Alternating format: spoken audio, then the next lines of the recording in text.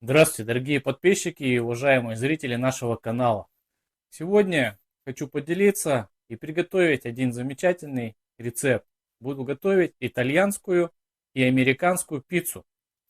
Да, хочу похвастаться. Наши подписчики Андрей с Оксаной подарили вот такой вот замечательный и отличный пекарский камень. Он изготовлен из вулканического камня. Что он дает? Он дает именно эффект русской печи. Когда он нагревается, он отдает тепло. То есть, соответственно, любая выпечка не будет пригорать, если мы используем газовую плиту, как у меня. И очень хорошо получается блюдо на нем. Также на нем можно готовить все, что угодно. Рыбу, мясо, хлеб. Как я уже сказал, я буду готовить две пиццы. Для первой пиццы, которая будет итальянская, необходимо время. Я все покажу, расскажу. Для американской пиццы, соответственно, не надо выжидать несколько суток, как мы будем делать это с итальянской пиццей. Так, ну что, приступим к приготовлению. Для приготовления первого рецепта теста, это будет у нас классическая итальянская пицца, нам понадобится 500 грамм муки пшеничной высшего сорта, 15 грамм сахара, 10 грамм соли, морской обязательно. Нет морской, используйте обычную поваренную, но лучше всего морская соль. 5 грамм сухих дрожжей. Если будете использовать сырые дрожжи, живые, то умножайте на 3. 250 миллилитров ледяной, повторяю, ледяной воды понадобится. И 40 грамм растительного масла. Лучше, конечно, оливковое, очень хорошего качества. Но у меня нет, поэтому буду использовать растительное. Итак, приступим. Берем емкость, где будем замешивать тесто. Просеиваем муку.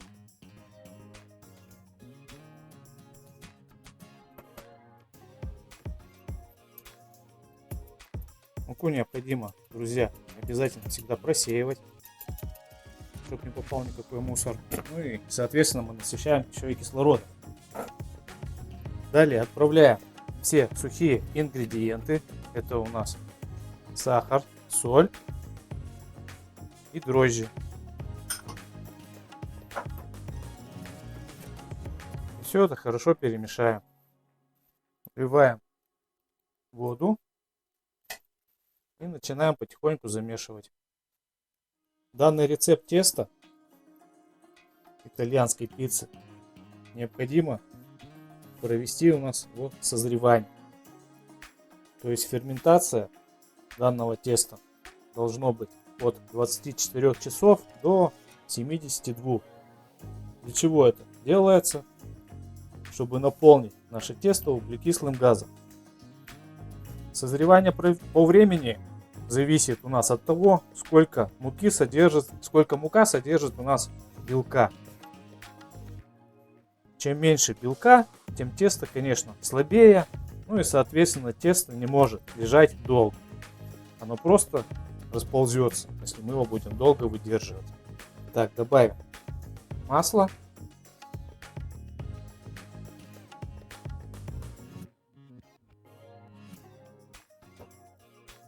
И продолжаем замешивать. Ну и чем выше содержание белка в муке, тем оно дольше будет созревать, дольше происходить ферментация. Обычное нормальное содержание белка, как принято, это от 10 грамм до 19. У меня мука 12,5 грамм. Соответственно, я буду его выдерживать примерно 24 часа в сутки. В данное тесто не надо никаких яиц, никакой теплой воды. У нас нет цели его настаивать, как это делается на пироги. Тесто у нас будет созревать в холодильнике. А завтра я покажу еще один рецепт. Это для тех, кто не хочет заморачиваться, готовим тесто, настаиваем его и готовим. Ну и соответственно посмотрим, какое получится. Точнее, какая лучше пицца у нас получится. Ниже под видео в описании я приведу количество ингредиентов. Там я напишу на килограмм муки. Тесто необходимо вымесить хорошо, чтобы у нас соль, сахар, ну и дрожжи полностью разошлись по всему тесту.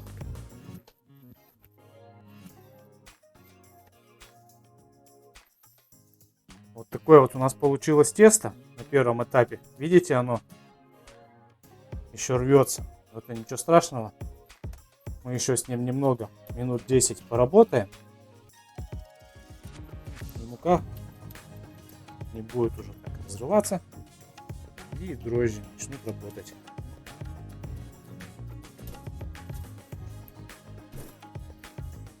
Работаем сейчас на рабочей поверхности. Как вы видите, припылять здесь ничего не нужно. Данный рецепт теста классический. Как я сказал уже, для классической итальянской пиццы. Оно совершенно, как вы видите, не липнет к рукам, не липнет к поверхности рабочей. Тесто хорошо вымесили.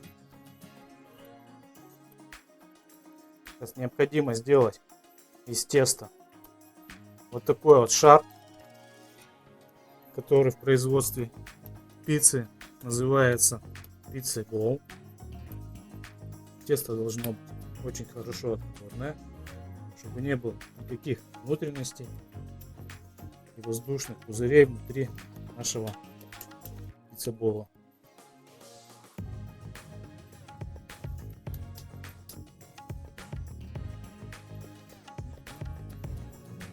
Теперь необходимо его положить аккуратно в тарелку.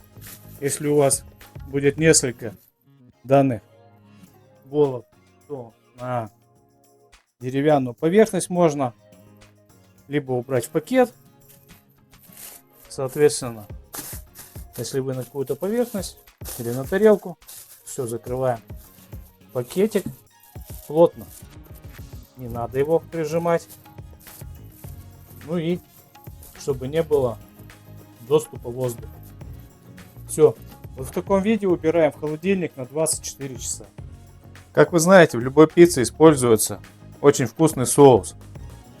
Мы не будем использовать сегодня кетчуп, там, майонез.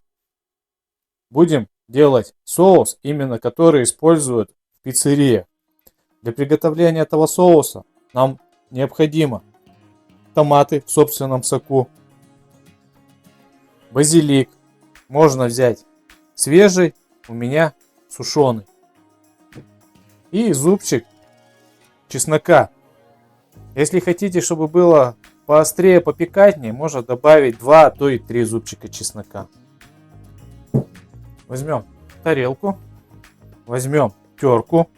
Сразу скажу, я никогда не готовлю в блендере помидоры, потому что получается совершенно не та консистенция. И, в общем-то, не тот продукт будет в конечном результате. Для этого можно использовать сито, крупное сито, знаете, вот, которое не муку просеивают, а покрупнее ячейка, которая для макарон используется. Также можно использовать терку крупную. Вот так вот натираем помидоры. Данный соус не нужно варить, еще как-то заморачиваться. Все готовится из натурального продукта. И смотрите обязательно, чтобы при консервировании не использовался уксус. Уксус будет портить продукт. Соответственно, кожицу убираем. Когда в соусе будут попадаться такие крупные фракции помидоров, это будет даже наиболее вкусно и, на мой взгляд, очень интересно. Берем чеснок, раздавливаем И меленько его порежем.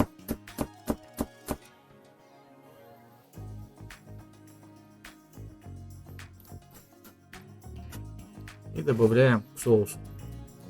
Добавлю буквально щепотку сахара, чтобы сбалансировать вкус.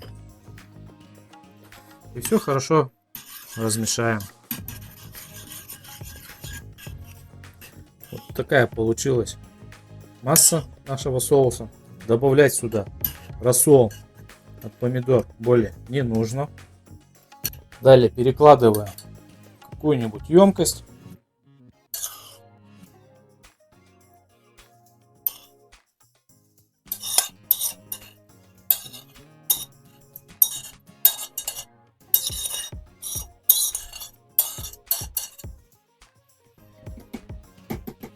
И дадим постоять минут 10, чтобы у нас вкусы объединились. Вообще в идеале необходимо этим соусом что сделать? Сверху аккуратно очень заливаем растительное масло, буквально пол-сантиметра, но не перемешиваем, чтобы оно создало как бы крышку от воздуха. И настаивается все это примерно сутки. Тогда соус получается вообще идеальный. Для начинки итальянской пиццы мы будем использовать рассольный сыр моцарелла. Вот такие вот шарики. Полутвердый сыр также моцарелла, который мы будем натирать на терке. Варено-копченое мясо, нарезанное уже вот на такие пластики. Варено-копченый бекон. Сразу хочу сказать, есть еще сыровяленый. Его лучше не брать. Почему? Потому что он стоит в разы дороже. А при приготовлении он получится точно такой же. Помидоры. Я взял черри. Будет красивее.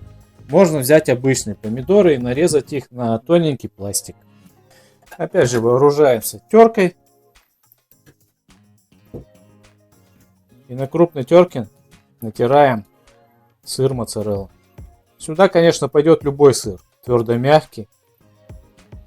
Но моцарелла именно используется для приготовления пиццы. Поэтому я решил не отступать от этих традиций и буду использовать именно этот сыр. А так, в принципе, вы можете использовать любой, какой вам нравится. Также хотел бы передать огромный привет и огромное большое спасибо моим подписчикам, которые не забывают и регулярно пишут хорошие, такие большие отзывы. Так что передаю уральский привет Татьяне и Ольге. Помидоры я порежу пополам. Такой аромат идет, особенно от веточки вот этой. Прямо, знаете, когда в теплицу заходишь, вот именно так вот в теплице пахнет. Так, режем помидорки пополам.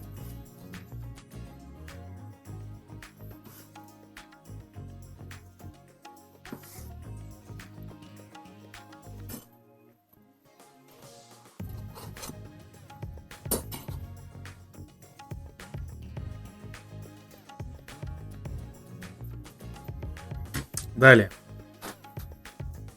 кусочки мяса я разрежу. Они вот такие вот большие, на 4 части, чтобы было удобно кушать. Вы, конечно, можете использовать любое мясо, какое вам нравится, любую колбасу. Можно курочку, можно индейку, можно говядину. В общем, любое мясо, какое вы предпочитаете кушать.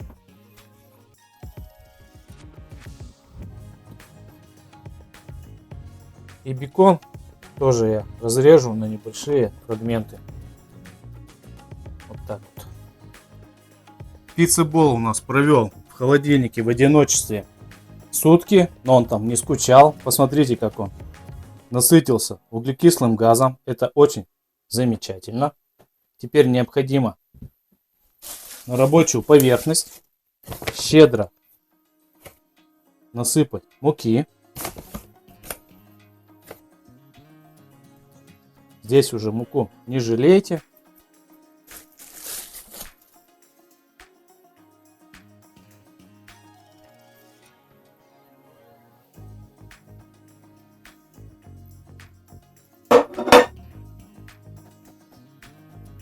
Сверху также припыляем. И теперь что необходимо?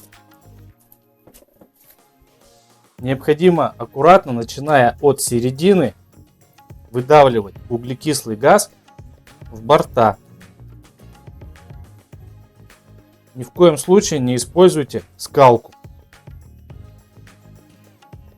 Вот такими движениями начинаем растягивать тесто, формируя небольшой бортик.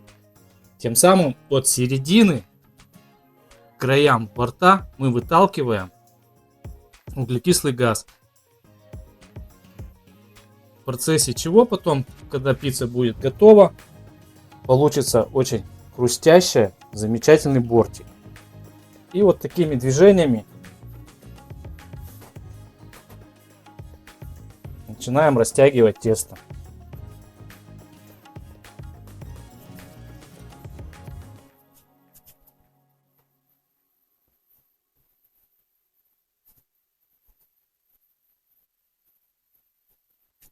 У вас должно получиться от середины до края борта равномерно одинаковое тоненькое тесто. Не бойтесь, данное тесто можно брать и растягивать, оно не порвется. Вот видите, какие пузырьки, если вам видно, получаются. Такой вот у нас получился круг, примерно 30 сантиметров. Далее, что я бы хотел сказать, если вы будете выпекать, используя противень, то необходимо его перевернуть наизнанку и вот на эту сторону уже укладывать пиццу. Почему? Потому что будет очень легко ее потом и снять. Берем подготовленный соус, еще раз перемешаю и наливаем на заготовку примерно 4 столовые ложки соуса. Я даже думаю, тут 3 пойдет. И равномерно все распределяем. 4. Будет 4 ложки. А тут, в принципе, осталось-то. Все отправляем.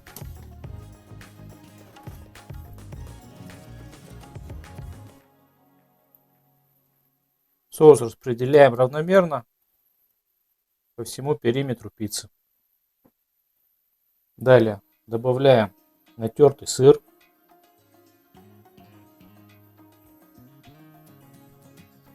Эта пицца, конечно, требует очень много времени, но поверьте, оно того стоит. Если вы планируете, что к вам придут через несколько дней гости, то это вообще самое то. Заводите тесто, отправляете его на ферментацию и перед приходом гостей готовите свежую, вкусную, отличную пиццу.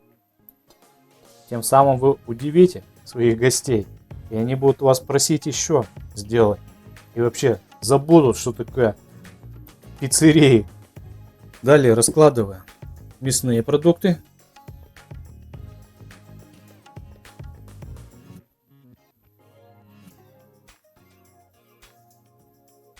Также следом пошел бекончик, помидорки черри,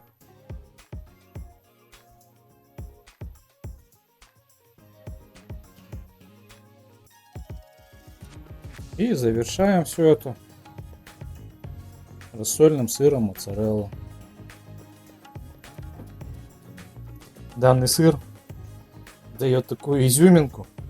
Получаются очень вкусные, интересные капельки. Ну, конечно, кто ел пиццу, тот знает. Ну вот, друзья, украсили и насытили нашу заготовку для пиццы всем необходимым, что мы хотим сегодня покушать. Газовую плиту, вернее, любой духовой шкаф разогреваем максимально, которая она выдает у вас температуру. У меня 250 градусов. И отправляем примерно на 7-10 минут. Соответственно, как я уже говорил, у всех разные плиты, поэтому через минут 7, а лучше через 5 минут мы смотрим и наблюдаем, как запекается наше тесто. Друзья, наша пицца готова. Обычная классическая итальянская пицца. Разрежем и попробуем.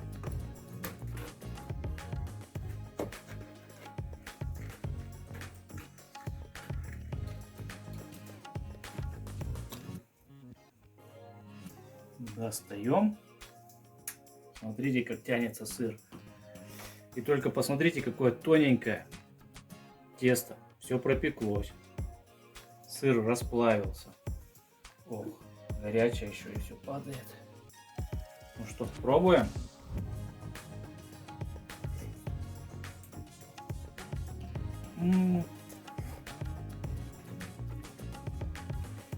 Вот так вот.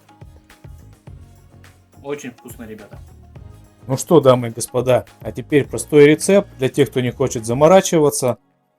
Несколько дней готовить тесто, поэтому еще один рецепт простого теста для пиццы.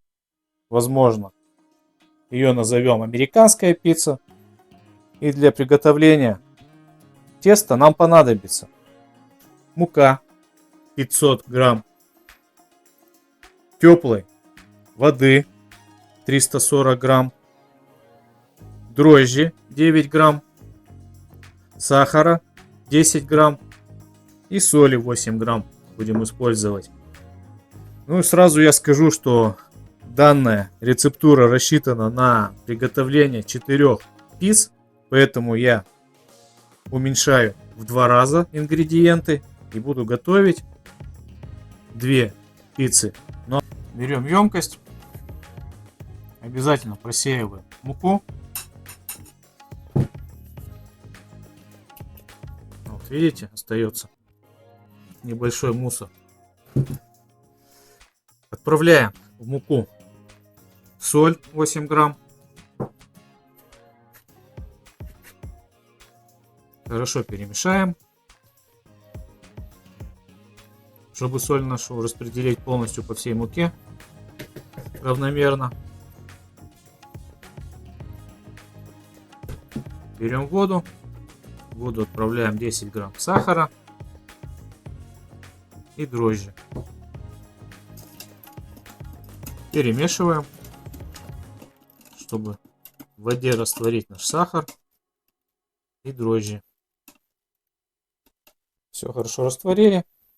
Вливаем воду в муку. Лишнее убираем со стола. И начинаем замешивать тесто.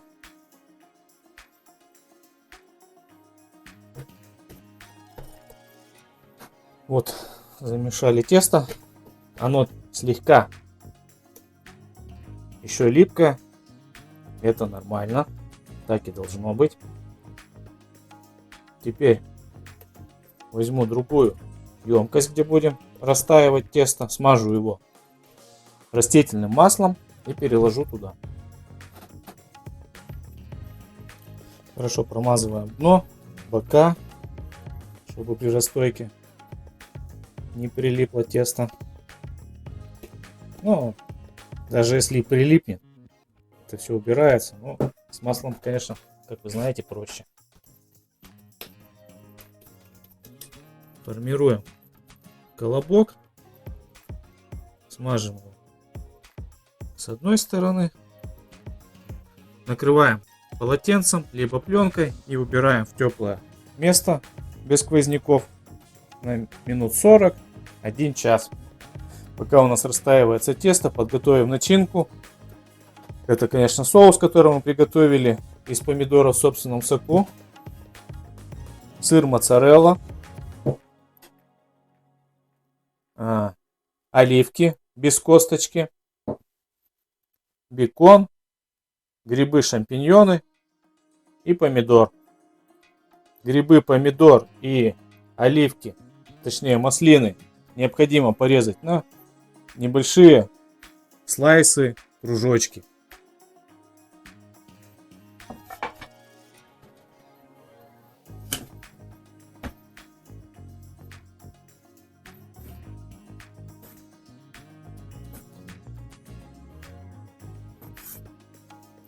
примерно вот на такие вот.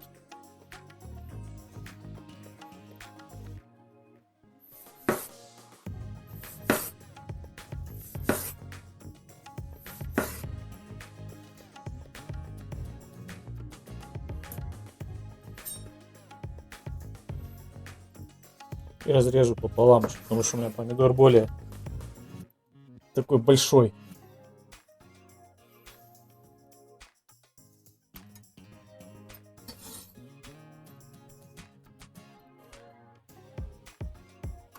Так, бекон оставляем вот такими вот квадратами, как он и был.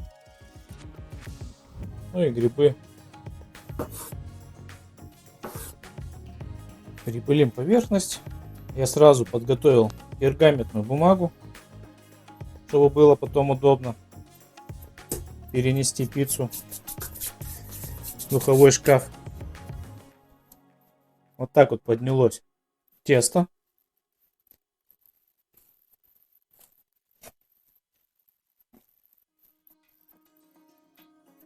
Перекладываем его. Припылим сверху.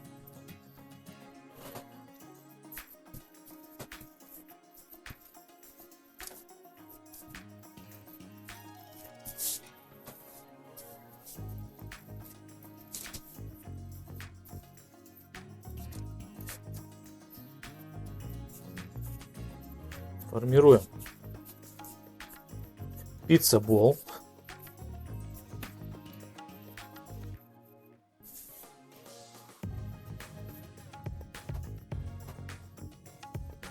Теперь, как мы делали с итальянской пиццей, также начинаем равномерно растягивать. Данное тесто, конечно, поддается хуже. Можно раскатать скалкой. Будет намного быстрее, но я все же решил воспользоваться скалкой, потому что данное тесто придется очень долго раскатывать, а хочется показать вам наиболее быстрый рецепт. Аккуратненько раскатываем равномерно круглую заготовку. Ну а дальше все по той же стандартной схеме. Сначала намазываем на заготовку соус.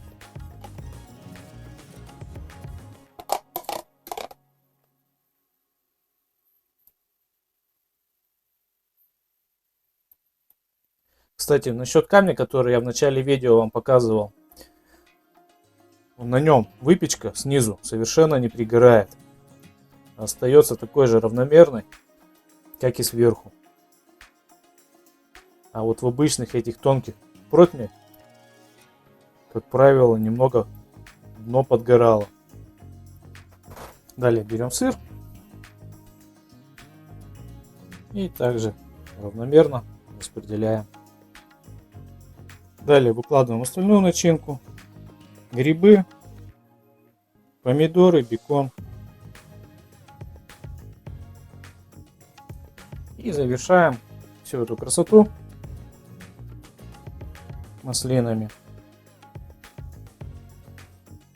Друзья, напишите в комментарии, а кто какую любит пиццу. Мне очень интересно почитать и посмотреть. Ну, в общем-то и все. Пицца готова, чтобы отправиться запекаться в духовку, как и при итальянской пицце. Также разогреваем до максимальной температуры. Как правило, это у нас 250 градусов. И ставим на 10-15 минут. Конечно, мы это все контролируем и смотрим до образования золотистой корочки. Вот так вот пицца запекается у нас на камне. Ребята, наша пицца выпекалась 15 минут. Давайте посмотрим, что получилось. Посмотрите, как красота.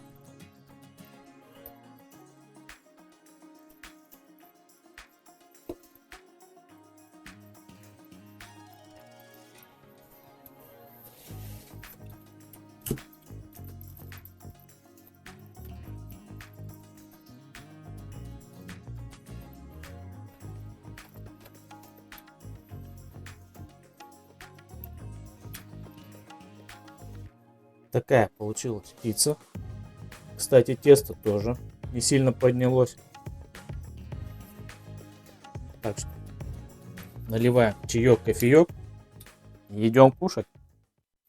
Мы приготовили два варианта пиццы. Смотрите по вашему времени, какую хотите, такую и готовьте. Конечно же, итальянская пицца требует немного больше времени, как вы убедились, но зато она наиболее вкусная, тоненькое тесто получается, хрустящее, ну и очень-очень классная она. Ну и не забывайте поставить палец кверху, чтобы продвигать наш канал вперед. Остается немножко до 1000 подписчиков. Ну и не забывайте, кто не подписан, подписаться на наш канал Еда Урала. Нажать на колокольчик, чтобы не пропускать очередные наши выпуски.